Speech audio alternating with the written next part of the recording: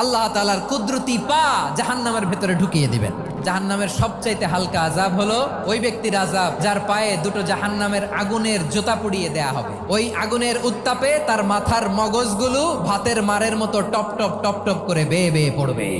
এইটা যদি সবচেয়ে লাইট পানিশমেন্ট হয়, সবচেয়ে হালকা পাতলা সহনীয় আযাব যদি হয়, তাহলে ভয়ঙ্কর তোমার আযাবের কি অবস্থা হবে? জাহান্নামের অবস্থা এত ভয়ঙ্কর হবে, জাহান্নামের ভেতরে লক্ষ লক্ষ কোটি কোটি কাফির মুশরিককে দেওয়ার পরেও জাহান্নাম বলবে হালমিম মাজিদ, আরো আছে নাকি, আরো দাও, আমার ক্ষুধা নিবারণ হয় নাই। জাহান্নামে তো উত্তপ্ত হবে, জ্বলন্ত হবে, ভয়ঙ্কর হবে। জাহান্নামের এক অংশ আরেক অংশকে খেয়ে ফেলবে। আল্লাহু আকবার। জাহান্নামের রক্ষী ফেরেশতারা কি করবে তারা নিজেরাও বুঝতে পারবে না। কোনো কিছুতেই যখন জাহান্নামকে শান্ত করা যায় না, আল্লাহ তাআলা তার কুদরতি পা জাহান্নামে ঢুকিয়ে দিবেন। দেওয়ার সাথে সাথে জাহান্নাম থেকে আওয়াজ আসবে, কাত বিইজ্জাতিকা ওয়া বিকারামিকা, আল্লাহ আপনার ইজ্জতের কসম, যথেষ্ট হয়েছে, আর লাগবে না। সুবহানাল্লাহ বলেন।